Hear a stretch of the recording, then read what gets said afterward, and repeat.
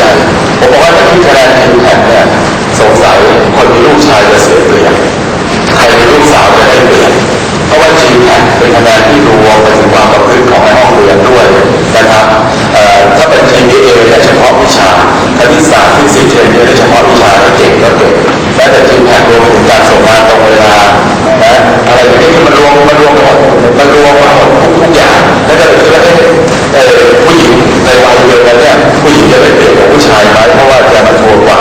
นะแต่ผู้ชายจะโตช้ากว่าในระดับมัธยมคิดเองนะครับก็ได้นั่นเลยถูกผู้ชายเรื่องทีมแข่งจะสู้เขาได้ไหมเดี๋ยวทางผอ.ทุกอย่างมันจะได้นำเสนอต่อไปทีนี้ว่า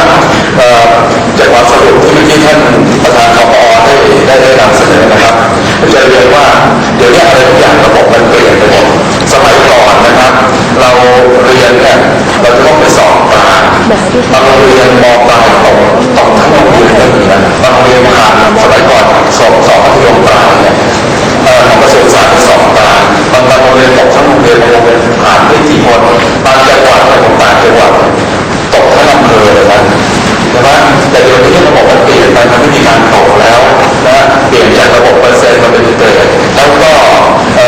คนที่สอนอาจารย์ที่สอนเองบอกก็สอบเองประเมินเองนะถ้าตกวิชาไหนก็สอบวิชานั้นก็ผ่านหมดแล้วเดี๋ยวนี้มันเปลี่ยนไปหมดจำนวนนักเรียนที่จะเข้ามหาวิทยาลัยปริมาณเพิ่มมากขึ้นมหาวิทยาลัยมีมากขึ้นหลักสูตรมีมากขึ้นแล้วก็โดยเฉพาะอย่างยิ่งทางพื้นฐานได้มีการปฏิรูปนะได้มีการปรับปรุงหลักสูตรซึ่งก็อย่างที่ท่านประธานได้นำเรียนว่าเป็นลักษณะของกลุ่มสาระก็เรียนกันแต่กลุ่มสาระซึ่งต่างจากสมัยก่อนการเรียนแยกรายวิชานะครับแล้วก็จะเห็นว่าสมัยก่อนสอบเข้านะเดี๋ยวนี้คือสอบออกนะสมัยก่อนถ้าสอบทางเข้าสอบยากมากแต่พอเข้าไปได้แล้วก็จะไหลไปตามคลองก็จะจบเดี๋ยวนี้สอบออกถ้ามองมาแล้วสมัยก่อนเราจะไม่เห็นคะแนนว่าเราเลือกคณะใช่ไหมครับแล้วจะติดอะไรก็ติดไปก็ตอนแรกคนที่ทำงานหนักก็คือพระพรหมพระเจ้าอะไรก็ต้องที่เราไปบ่นนะเพราะเราพึ่งไปบ่นเราไม่เห็นคะแนนใช่ไหมครับแต่เดี๋ยวนี้เนี่ยเราเห็นคะแนนแล้วเราค่อยเลือกคณะฉะนั้นเราก็พอจะรู้ว่าเราจะเลือกอะไรที่เหมาะสมกับเราใช่ไหมครับฉะนั้นมันต่างไปแล้วอีกอย่างเปลี่ยนสมัยก่อนสอบครั้งเดียว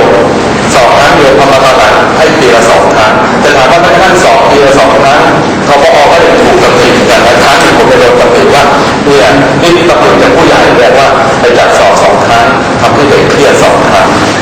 เป็นมุมมองเลยนะบอกทุกปีไปสอบแต่ก่อนงานครั้งเดียวเนี่ยเครียดทีเดียวจบไปเลยโอ้โหผู้ปกครองต้องมาเครียด2 ครั้งดู2 ครั้งไอ้ครั้งแรกไม่ติดดูครั้งที่2มันก็แล้วแต่มุมมองนะครับทีนี้โดยหลักการณขณะนี้เนี่ยก็ต้องถือว่ามันเป็นระหว่างแอดมิชชั่นที่สมบูรณ์ในวันหน้าเมื่อถึงแอดมิชชั่นสมบูรณ์แล้วเนี่ยก็คือจะลดการสอบลงมากที่สุดหรือไม่มีการสอบเลยดูเหมือนอย่างที่เวลาเราสมัครไปเรียนต่างประเทศนะครับก็ใช้ระบบแอดมิชชั่นถามว่าเราต้องบินไปเจอเมกาไปสอบเข้าอินเตอร์โทรเองไหมก็ไม่ต้องเลยแล้วก็ส่งทรานสคริปต์ผลการเรียนของเราไปส่งผลงานหรือว่าพอร์ตโฟลิโอไปแล้วก็พิจารณาจากตรงนั้นแล้วรับเลยโดยการที่อาจจะบอกว่าให้ไปสอบโทโฟเพื่อรู้ว่าคอมมูนิเคชได้สื่อสารได้หรือไปสอบ GRE เท่านั้นเองนะครับฉะนั้นวันหน้าแอดมิชชั่นเราก็จะเป็นอย่างนั้นแต่ระหว่างแรกที่กำลังอยู่อย่าเรียน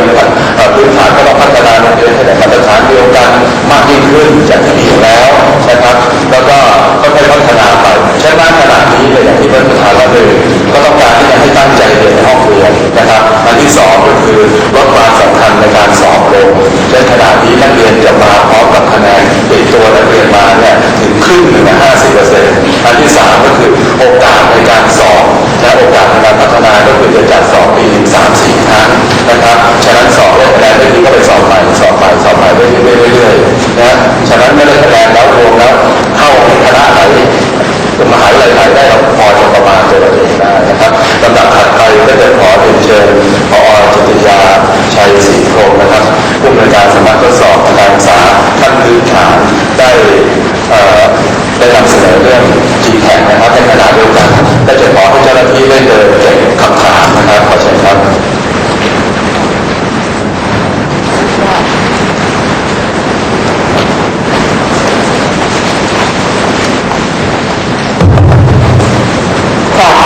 ขอสวัสดีท่าน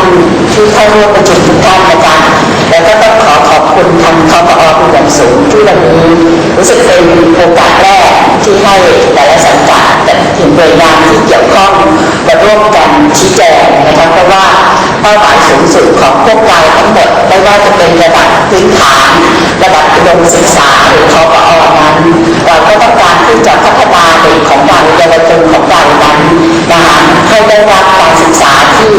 สูงสุดเป็นศักยภาพของตัวเองแต่เนื่องจากว่าเราอาจจะมีข้อจำกัดหรือมีแนวคิดอะไรหลายๆอย่างในแต่ละช่วงของการจัดการศึกษาอย่างเช่นการศึกษาขั้นพื้นฐานจริงๆของเรานั้นนะคะเราบอกว่าเด็กที่จะจบการศึกษาขั้นพื้นฐานตอนนี้คือ12 ปีนะคะคือม.6 แต่จริงๆมีภาคบังคับคือ9 ปีม.3 อีก1 ปีเพราะฉะนั้นการจัดการศึกษาขั้นพื้นฐานคือช่วงชั้นที่4ที่เด็กเรียนม.4 ม.5 และม.6 นั้นจะเป็นการจัดการศึกษาที่หลากหลายสนองความต้องการศักยภาพของนักเรียนเพราะฉะนั้นรายวิชาเลือกนะคะหรือกิจกรรมหลายกิจกรรมนั้นในการปฏิรูปการศึกษาที่เราบอกว่าเรามีการเปลี่ยนแปลงและเปิดระบบต่างๆนะคะรวมทั้งเปิดให้นักเรียนเองได้รู้จักตัวเองและพัฒนาตัวเองได้อย่างเป็นศักยภาพเพราะฉะนั้นรายวิชานะคะถึงแม้ว่าเราจะมีวิชาที่เป็นกลุ่มสาระสำคัญอยู่8 กลุ่มแต่ในแต่ละกลุ่มแต่ละสถานศึกษาก็สามารถเอาไปจัดหลักสูตรจัดรายวิชาให้สนองความต้องการของนักเรียนความต้องการของชุมชนและก็สอดคล้องกับมาตรฐานกลางซึ่งเป็นหลักสูตรแกนกลางนะคะเพราะฉะนั้นหลายสิ่งหลายอย่างที่เราพยายามเปิดเพื่อให้เยาวชนของเราทุกคนได้มีโอกาสได้รับการพัฒนาการเข้ามหาวิทยาลัยอย่างที่ท่านคณบดีพูดนะคะเป็นทางเลือกหนึ่งนะคะเป็นวิธีการหนึ่งที่จะทำให้แต่ละคนนั้นได้ต่อยอดการเรียนรู้ไปสู่ความสำเร็จในการที่จะทำงานอะไรหลายๆอย่างนะคะและจากตัวเลขที่เราคุยกันก็บอกว่าการศึกษาขั้นพื้นฐานเนี่ยเด็กจบม.6 เนี่ยนะคะปีเป็นประมาณ500,000เข้าแอดมิชชั่นระบบตรงเนี่ยประมาณ4 หมื่นนะคะประมาณ 35%แล้วก็สอบได้จริงๆนะคะมีสิทธิ์เรียนเนี่ยประมาณ47,000ก็ประมาณแค่ 10%เพราะฉะนั้นน้องๆที่ลูกๆและหลานที่บ้านตรงนี้นะคะท่านจะเป็นหัวกะทิจริงๆที่จะเข้าไปเรียนต่อในระดับมหาวิทยาลัยนะคะโดยผ่านระบบแอดมิชชั่นแล้วก็ขออนุญาตนิดหนึ่งเดี๋ยวจะเกิดความสับสนคือถ้าทางคปอหรือทางมหาวิทยาลัยพูดนะคะจะหมายถึงปีพ.ศ.เพราะฉะนั้นปีพ.ศ. 2553จะเป็นปีแรกที่จะปรับองค์ประกอบนี้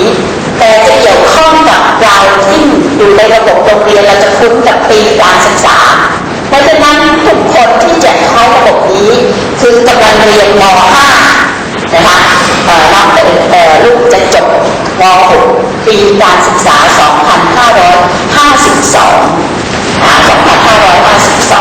เพราะฉะนั้นตัวช่วงตรงนี้ก็จะมีเวลาเตรียมตัวตอนนี้ก็ประมาณสักปีกว่าๆนะคะปีกว่าๆซึ่งจะต้องทำความเข้าใจ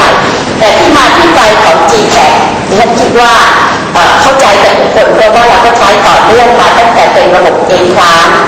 ระบบแอดมิชชั่นก็ประมาณ10 ปีมาแล้วว่าตัว GPAC เนี่ยตอนนี้เรายอมรับว่าเป็นส่วนที่นักเรียนได้รับนะคะถือว่าเป็นรางวัลที่นักเรียนเพียรพยายามเรียนในระบบโรงเรียนต่อเนื่องมา3 ปีเพราะฉะนั้นในการเรียนในระบบโรงเรียน3 ปีนั้นก็มีวิธีการเรียนมีรายวิชามีกิจกรรมมีอะไรซึ่งทุกโรงเรียนครูทุกคนในโรงเรียนในระบบโรงเรียนนั้นน่ะต้องการที่ให้นักเรียนมีความประพฤติดีมีความรู้มีทักษะต่างๆที่จะสามารถจบแล้วไปประกอบอาชีพก็ได้ไปเรียนต่อก็ดีนะคะเพราะฉะนั้นแนวคิดพื้นฐานในการจัดการศึกษาขั้นพื้นฐาน GPAC เราก็เลยดูเป็นองค์รวมนะคะแล้วก็ใช้มาเป็นส่วนหนึ่งในการเป็นองค์ประกอบในการคัดเลือกแต่ตอนนั้นดูตอนแรกเท่าที่คุยกันเหมือนให้น้ำหนักมากนะคะพอไปจริงๆแล้วรู้สึกจะน้อยลงอย่างเช่นคราวที่แล้วเนี่ยเราให้ GPAC ถึง30แม้ว่าจะเป็น GPAC รวมแล้วก็ GPAC สาขา องค์ประกอบใหม่เนี่ยดูเหมือนจะลดลงเหลือแค่20แต่มันจะไปรวมกับโปรเจกต์ซึ่งจริงๆโปรเจกต์ที่เป็นการสอ